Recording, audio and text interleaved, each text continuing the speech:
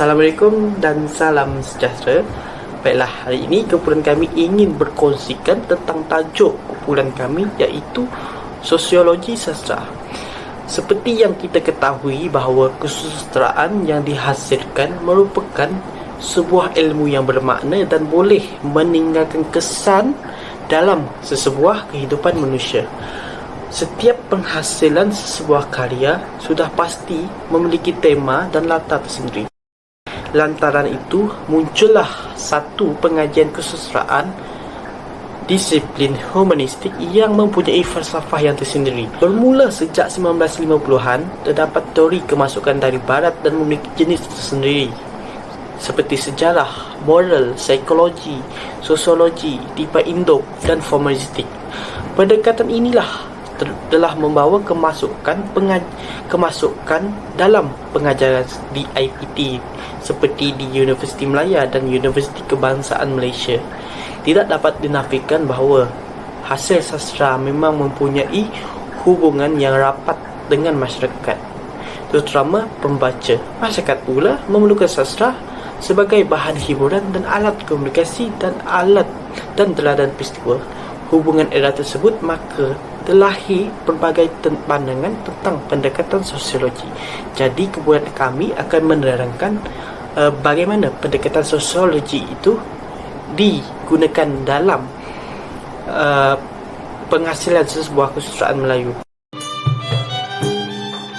Sekarang beralih kepada cara-cara penerapan teori sosiologi sastra. Yang pertama ialah sosiologi sastra sebagai gambaran hidup masyarakat. Secara umumnya, masyarakat amat berkait rapat dengan sastra, di mana terdapat banyak penegasan yang mengatakan bahawa sastra itu sendiri ialah gambaran atau cerminan kepada kehidupan masyarakat. Cara ini tidak akan menjadi kenyataan sekiranya kita tidak meneliti ruang lingkup kajiannya terlebih dahulu. Yang pertama ialah kebanyakan teori sosiologi sastra telah menggunakan teks sastra sebagai data kajian yang dianggap lengkap, mencukupi dan wajar.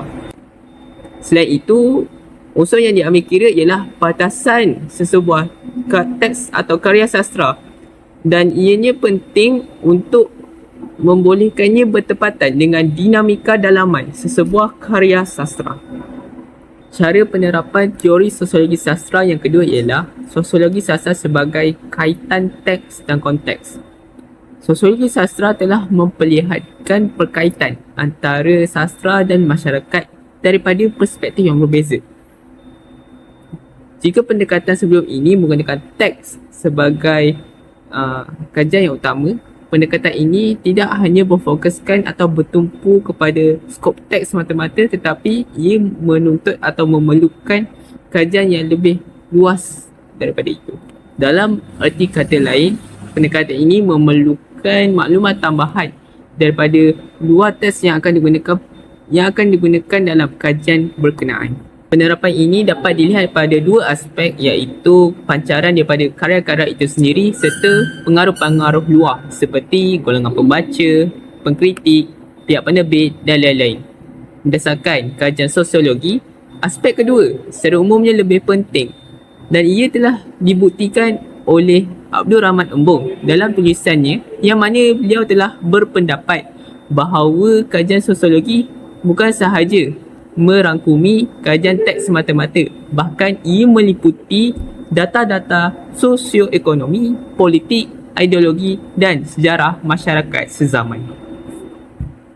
Cara penerapan teori sosiologi sastra yang terakhir ialah sosiologi sastra sebagai penilaian paradigma tertentu.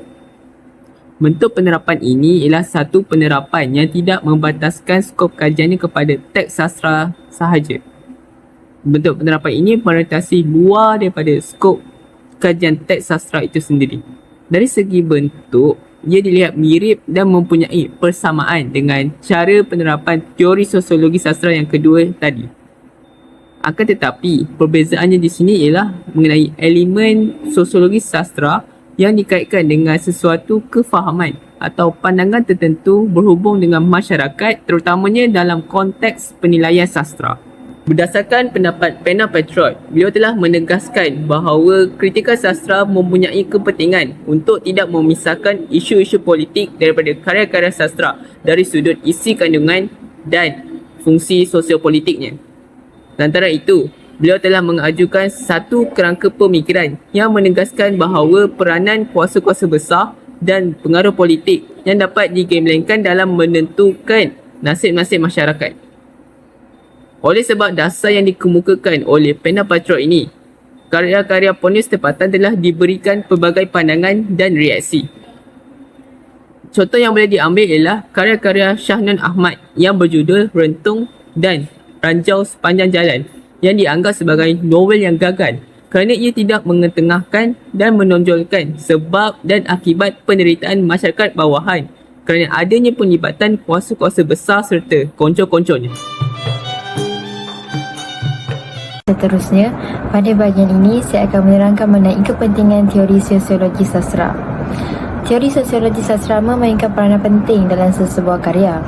Terdapat dua kepentingan teori sosiologi sastra. Antaranya ialah: yang pertama, sosiologi sastra sebagai nilai sistem sosial masyarakat.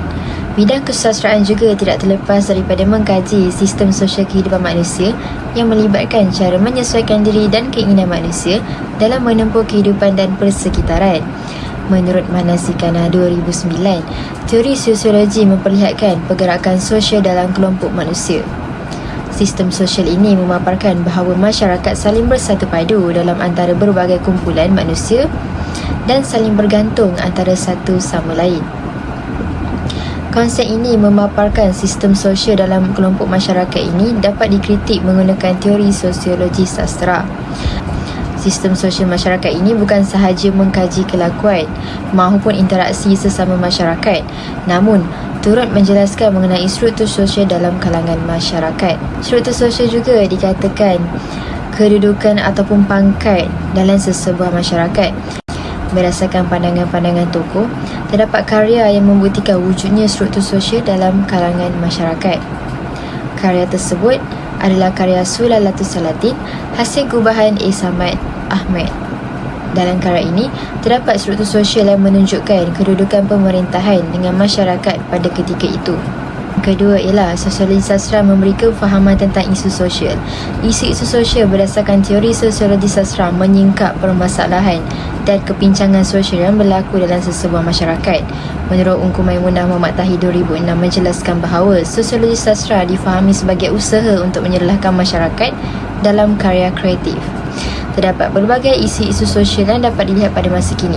Sebagai contoh, isu fitnah, isu golongan oportunis, isu alam sekitar dan isu kemiskinan dan sebagainya. Isu-isu ini menggambarkan kehidupan masyarakat dapat dinilai melalui penceritaan yang wujud daripada pelbagai karya. Terdapat karya yang menjelaskan mengenai isu alam sekitar iaitu novel Bima Sakti Menari karya Sri Rahayu Muhammad Yusof. Karya ini mengisahkan tentang individu muda yang memperjuangkan kelestarian alam sekitar. Secara keseluruhannya, teori sosiologi sastra dapat disimpulkan sebagai satu disiplin yang bertujuan untuk mengkaji tentang perilaku manusia, pembentukan satu struktur sosial dan kesepakatan dalam pelbagai aspek ekonomi, politik, budaya dan sebagainya. Dalam erti kata lain, ia merupakan satu usaha untuk mencipta kembali hubungan manusia atau masyarakat bagi menjawab segala persoalan-persoalan yang dipertengahkan. Sekian, terima kasih.